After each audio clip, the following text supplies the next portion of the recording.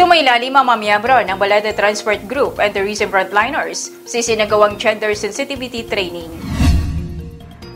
Sumailalim sa gender sensitivity training ang mga miyembro ng Balete Transport Group and Tourism Frontliners na ginanap sa Balete Community College. Inorganisa ang naturang aktibidad ng local government unit ng Balete sa ilalim ng pamumuno ni Municipal Mayor Dexter Calizo at Vice Mayor Patrick Lachica sa pamamagitan ng God Focal Point System at Municipal Tourism, Arts, Culture and Heritage Office, kung saan layunin ng gender and sensitivity orientation na malaman ng mga participants ang tungkol sa usapin na gender sensitivity. Samantala, magpapatuloy naman ang LGU Balete katuwang ang ibang ahensya sa pagsagawa ng iba't ibang mga programa, proyekto at mga aktibidad na makakatulong sa kanilang komunidad. Era Gibriones, Kalibo Cable News.